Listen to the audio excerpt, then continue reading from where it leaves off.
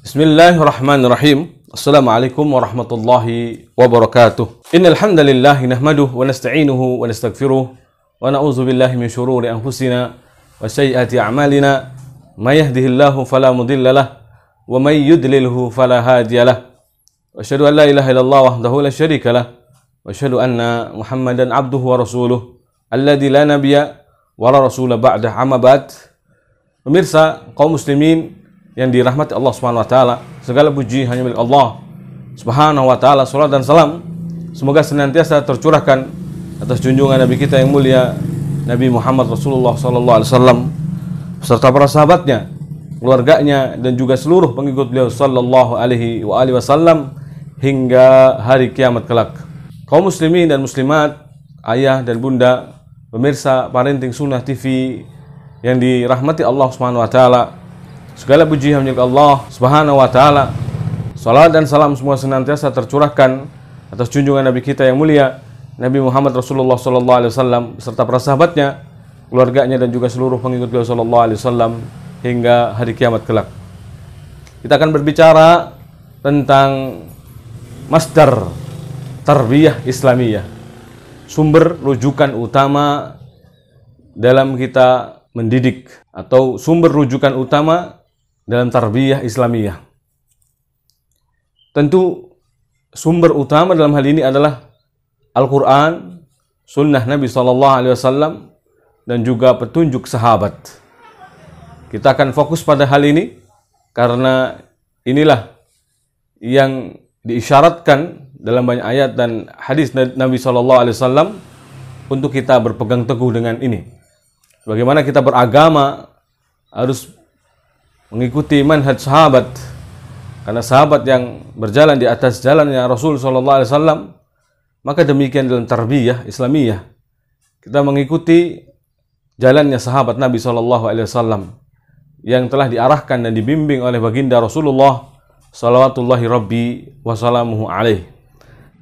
Berbicara tentang sumber rujukan utama dalam tarbiyah ini adalah Al-Quran, karena Al-Quran adalah petunjuk dan bimbingan bagi umat manusia.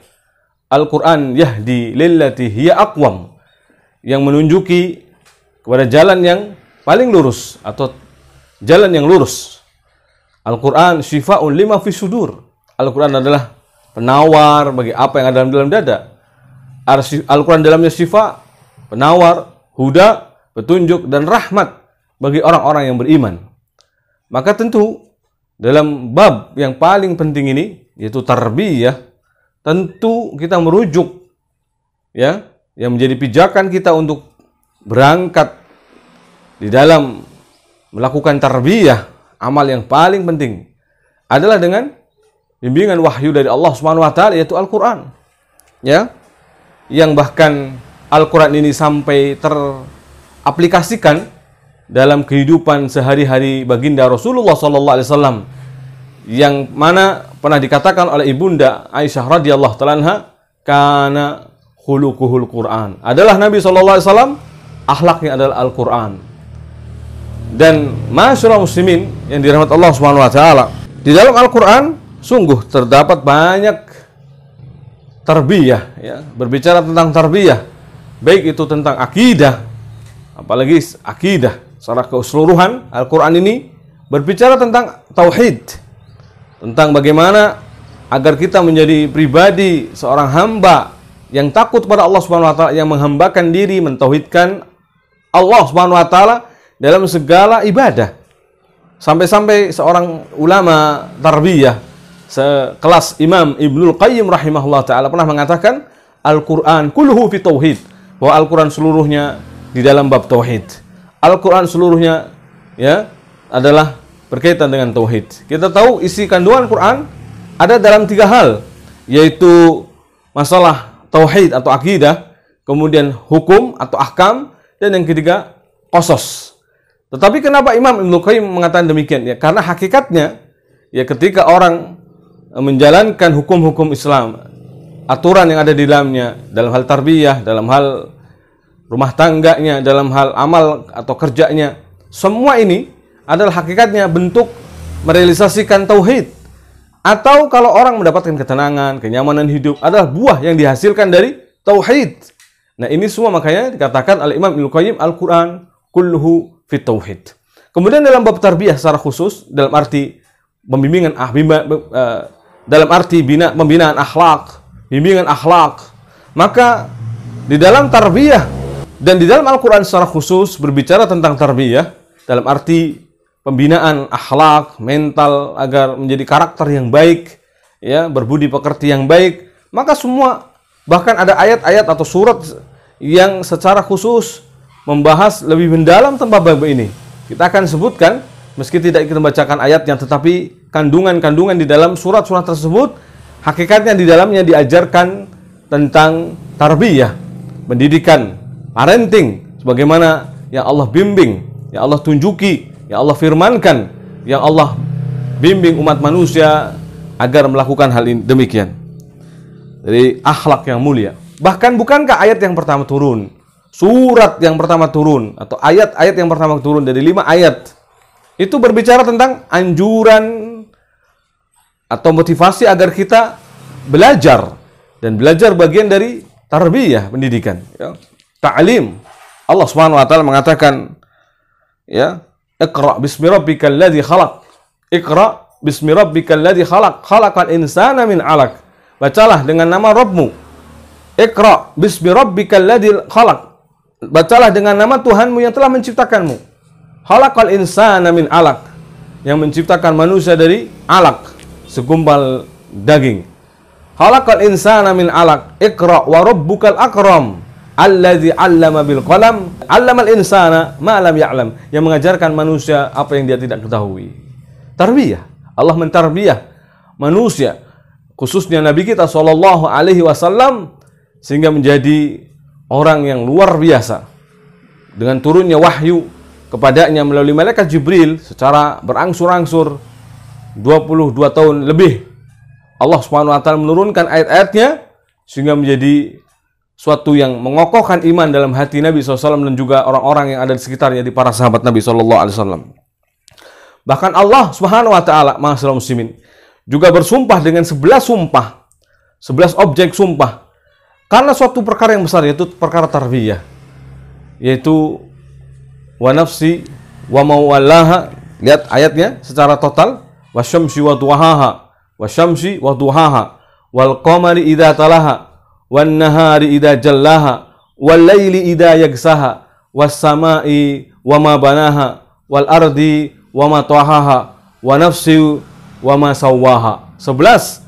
Allah Subhanahu wa taala bersumpah dengan makhluknya yang dijadikan untuk objek sumpah untuk menyebutkan apa? Fa'alhamaha fujuraha wa taqwaha. Lalu kami ilhamkan jiwa itu kefajurannya atau ketakwaannya. Subhanallah. Ini bab tarbiyah, ya. Allah SWT mengilhamkan pada jiwa itu apakah dia akan cenderung nantinya kepada fujur atau kepada takwa, ya. Lalu kemudian Allah katakan, qad aflaha man zakkaha. Sungguh beruntung orang yang mensucikan jiwanya, wa qad khaba man dassaha. Maka di dalam Al-Qur'an banyak sekali bimbingan-bimbingan tarbiyah, ya, yang berkaitan dengan tarbiyah akhlak, ya, bagi umat manusia secara umum, ya, dan bagi generasi-generasi muslim agar mereka menjadi pribadi-pribadi yang baik. Maka kemudian Allah turunkan pada ayat-ayat Al-Qur'an, ya, secara rinci, baik secara global ataupun secara rinci membahas perkara hal demikian. Kadang disebutkan secara rinci, ini tidak perlu penjelasan dalam hadis. Ada juga secara global yang nanti dijelaskan dalam hadis-hadis Nabi Shallallahu Alaihi Wasallam. Di antaranya surat An-Nisa. Kita lihat surat An-Nisa. Dalam surat An-Nisa, surat yang termasuk bagian dari Madaniyah, ya, yang diturunkan fase setelah hijrahnya Nabi Shallallahu Alaihi Wasallam. Maka surat ini dipenuhi dengan hukum-hukum syar'i, ya, yang mengatur urusan internal kaum muslimin ataupun eksternal kaum muslimin.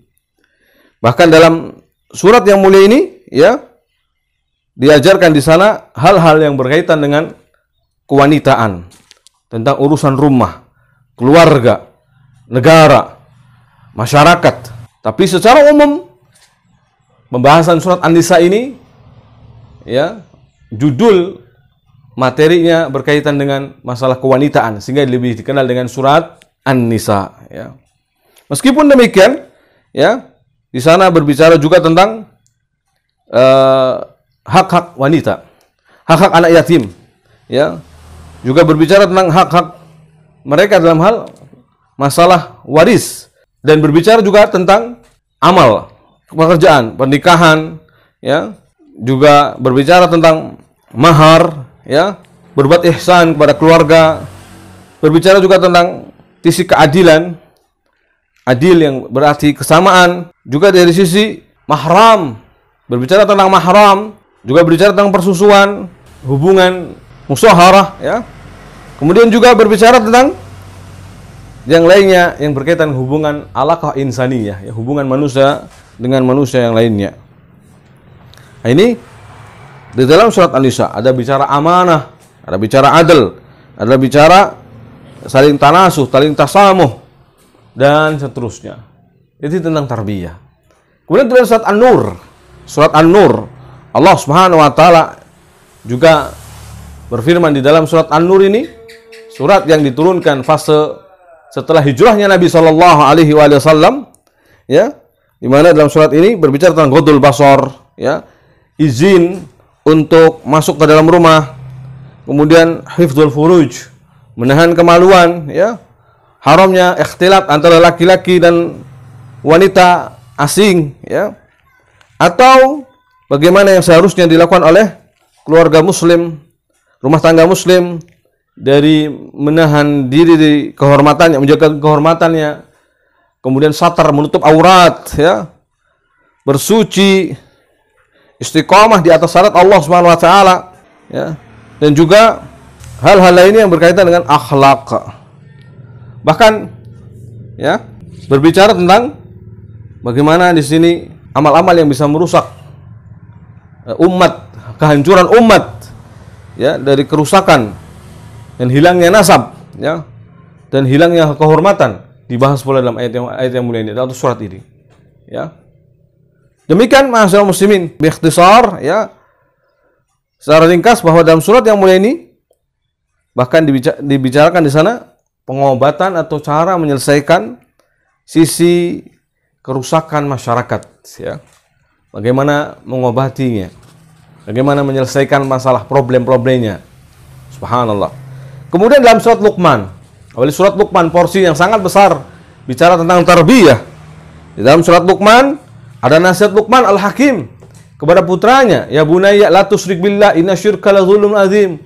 Ya, tentang wasiat agar menjauhi syirik, wasiat untuk taat kepada ibu bapak, wasiat agar tidak mentaati mereka dalam maksiat, ya.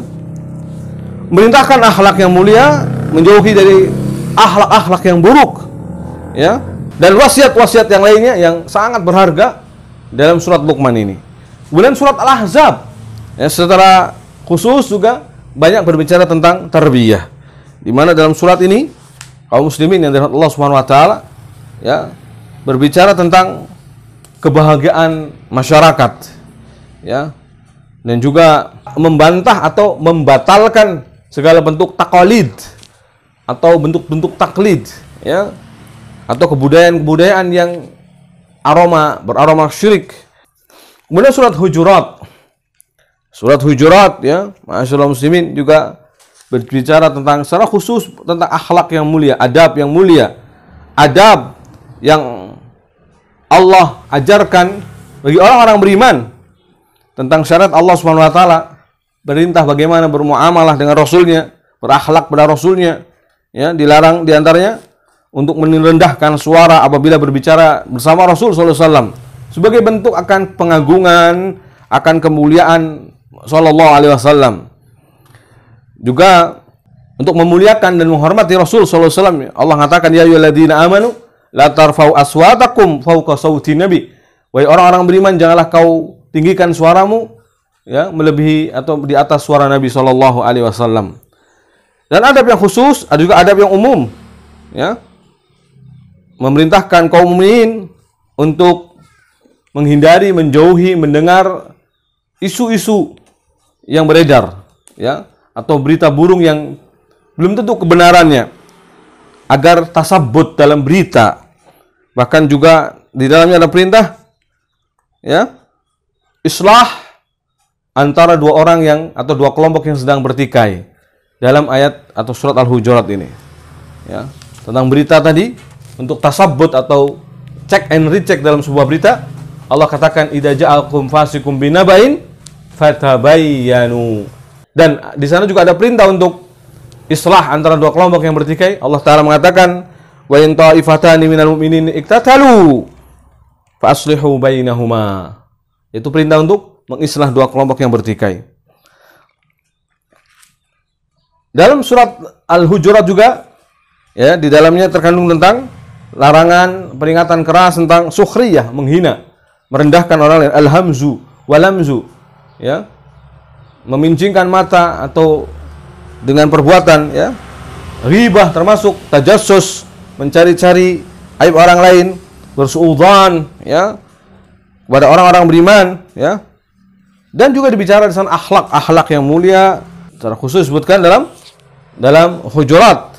Kemudian dalam surat Talaq juga banyak berbicara tentang tarbiyah, di mana di sana berbicara tentang talak, ya, yang benar, atau bagaimana seharusnya sikap yang benar dalam mentalak, ya.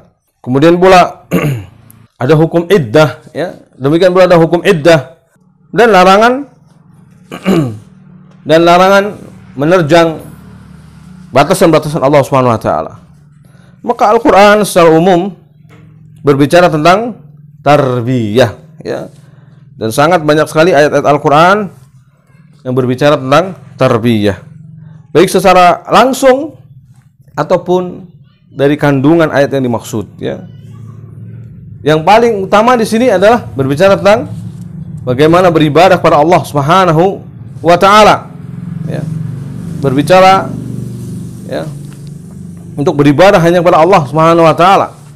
Bahkan tentang halal dan haram, tentang muamalah kepada manusia, muamalah kepada anak, kepada istri, semuanya dibahas di dalam Al-Qur'an, baik secara ijmal, global, mujmal, dan kadang dirinci juga dalam Al-Qur'an, kadang juga dirincinya dalam hadis-hadis Nabi salawatullahi rabbi wassalamuhu alaih.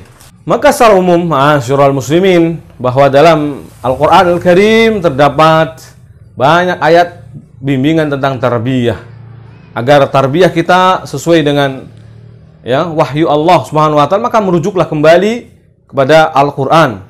Banyak sekali ayat-ayat Al-Qur'an yang mengajak kita untuk mencerna, berfikir, tadabbur. Afala yatadabbaruna Al-Qur'an am ala qulubin aqfaluha? Kenapakah mereka tidak mau mentadabbur Al-Qur'an? Ataukah memang hati mereka telah terkunci mati? Dalam ayat lain Allah katakan afala ya'qilun, apakah mereka tidak berfikir, berakal? Afala yubsirun, apakah mereka tidak melihat? Maka di sana ada dakwah, ajakan untuk kita menggunakan akal kita, ya, berfikir dengan cerdas, berfikir dengan jernih, ya, tentunya adalah dengan bimbingan wahyu. Karena akal kita, ma'asyiral muslimin, akal kita tidak akan mampu mencerna, tidak akan mampu memahami, tidak akan mampu melihat dengan benar apa ini halal, apa ini haram, hak apa batil, kecuali dengan bimbingan wahyu, baik Al-Quran ataupun sunnah Nabi SAW. Karena akal ibarat mata. Mata dalam kondisi meskipun melihat, maksudnya melek, namun tanpa cahaya, dalam kegelapan malam, tanpa cahaya sedikit pun, maka mata tidak akan bisa melihat sama sekali. Begitulah akal kita. Meskipun akal ini pada tabiatnya bisa berpikir, merenung, mentadaburi, akan tetapi jika tidak berdasarkan bimbingan wahyu Allah Subhanahu wa taala, maka tidak akan mampu berpikir dengan benar, membedakan mana yang hak dan batil, halal dan haram, yang sunnah dan yang lawannya sunnah. Ya, demikian ma'asyiral muslimin, maka selalulah merujuk dalam tarbiyah ini kepada Al-Quran dan sunnah Nabi SAW, juga petunjuk para sahabat Nabi salawatullahi rabbi wassalamuhu alaihim ajma'in wa ridwanullah alaihim ajma'in. Maka ma'asyiral muslimin, demikian wallahu ta'ala wa a'lam bisawab. Semoga bisa dipahami. Al-afu minkum Wassalamualaikum warahmatullahi wabarakatuh.